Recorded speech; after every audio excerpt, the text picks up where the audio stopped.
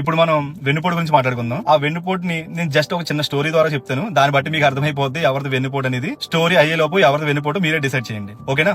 ఒక పెద్ద షిప్ ఉంటుంది. ఆ షిప్ చాలా దూరం ప్రయాణం చేయాలి. సో ఆ షిప్ కెప్టెన్ ఏం చేశారంటే వాళ్ళ ఇంట్లో వాళ్ళని, వాళ్ళ అల్లుడిని, వాళ్ళ కొడుకుల్ని, కూతుల్ని షిప్ మెయింటెనెన్స్ కి, ఆ షిప్ కి ఏమేమి కావాలో, ఆ షిప్ ని ఏమైనా రిపేర్ అయితే ఎలా రిపేర్ చేయాలో, ఈ అన్నింటికి వాళ్ళ ఇంట్లో వాళ్ళు పెట్టుకున్నారు అనమాట. సో ఆ షిప్ లో చాలా మంది ఫ్యామిలీస్ జర్నీ చేస్తున్నాయి, చాలా మంది ప్రజలు కూడా జర్నీ చేస్తున్నారు. షిప్ చాలా దూరం ప్రయాణం చేయాలి. సో ఇలా షిప్ ప్రయాణం అనేది సాగుతూ ఉండగా సడన్ గా మధ్యలో ఒక ఫ్యామిలీ, వీరగంధం సుబ్బారావు అనే ఫ్యామిలీ, వాళ్ళకి ఆయనకి ఒక భార్య, ఒక కొడుకు ఉన్నారనమాట. సో ఈ షిప్ నడుపుతున్న టైంలో ఎవరైతే వీరగంధం సుబ్బారావు గారి వైఫ్ ఉందో, ఆ వైఫ్ ఆ కెప్టెన్ చూసి, ఎంత బాగా నడుపుతున్నారు స్వామి మీరు షిప్, మీరు ఒక్కళ్ళే ఉన్నారు కాబట్టి మీకు సేవ చేసుకుంటా, మీ షిప్ ప్రయాణంలో నేను మీకు సేవ చేసుకుంటా, మీరు షిప్ నడిపి చాలా కష్టపడిపోతున్నారు కదా, సో నేను మీ సేవ చేసుకుంటాను స్వామి అంటూ ఆవిడ దగ్గర చేరింది అనమాట. సో ఇంతకేమైంది, ఎవరైతే ఫ్యామిలీ ఉన్నారో కొడుకుని హస్బెండ్ వదిలేసి ఎవరైతే కెప్టెన్ ఉన్నారో ఆయన దగ్గర చేరింది. ఆ కెప్టెన్ గారికి కూడా ఎవరో సహాయం చేసే వాళ్ళు లేరు కాబట్టి, అంటే సహాయం అంటే అందరూ చేస్తారు కానీ కొన్ని పర్సనల్స్ ఉంటాయి కదా, దానికి ఎవరు లేరు కాబట్టి ఈవిని కూడా యాక్సెప్ట్ చేశారు అనమాట. కొంతకాలం ఇలా జర్నీ అలా సాగిన తర్వాత ఆ జర్నీ కాస్త ప్రేమగా మారింది. ప్రేమకి ఏజ్ కి సంబంధం లేదు కదా, సో ఆ ఏజ్ లో కూడా వీళ్ళిద్దరికి ప్రేమ కలిగింది.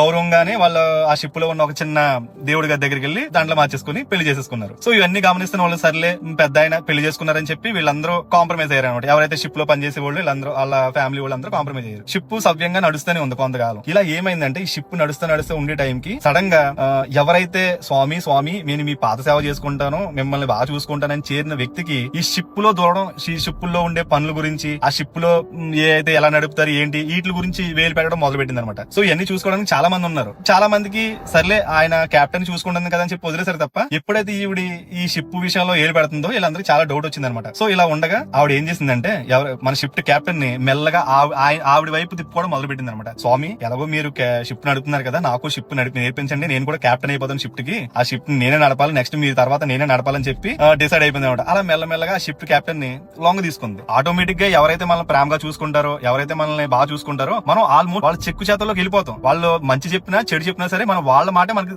మధురంగా ఉంటది. సో అలాగే ఆ షిప్ కెప్టెన్ కూడా ఎవరైతే ఈవిడ మాట్లాడినారో మెల్లమెల్లగా ఆవిడ మాటలో గెలిపారు అనమాట. షిప్ అంతా చాలా సముద్రం మధ్యలో ప్రయాణిస్తుంది. కాస్త అటు ఇటు అయినా సరే షిప్ మొత్తం మునిగిపోద్ది. ఈ విషయం చుట్టుపక్కల ఉన్నందరికీ తెలుసు. సో ఆ షిప్ కెప్టెన్ ఏమన్నారంటే, బాబు నాకు ఎలాగో వయసు అయిపోతుంది కదా, మెల్లమెల్లగా ఈ షిప్ కెప్టెన్సీని నేను నా భార్యకి ఇచ్చుకుంటానని చెప్పారు. సో మిగతా మరి ఫ్యామిలీ వాళ్ళు ఉంటారు కదా, అది ఎలా కుదురుద్ది, మేము ఎప్పటి నుంచో ఇక్కడ పనిచేస్తున్నాం, ఎప్పటి నుంచో ఉన్నాం, ఈ షిప్ గురించి అన్ని మాకు తెలుసు. సో మాకు తెలుసు కాబట్టి మాలో ఎవరో ఒకరిని చేస్తే మేము షిప్ ని బాగా చూసుకుంటాం, అంతేగాని ఆవిడ మధ్యలో ఏదో మీ సేవ కోసం వచ్చింది, మీ పనులు చేయడానికి వచ్చింది, ఆవిడ కెప్టెన్సీ చేస్తే ఆవిడ వెళ్ళి దేన్నో దాన్ని గుద్దితే మొత్తం షిప్ అంతా కూలిపోద్ది, చాలా మంది ప్రయాణికులు చచ్చిపోతారని చెప్పి వాళ్ళు ఇవ్వలేదన్నమాట. ఇవ్వకుండా సో ఆ కెప్టెన్ తో ఒక చిన్న ఇష్యూ జరిగింది.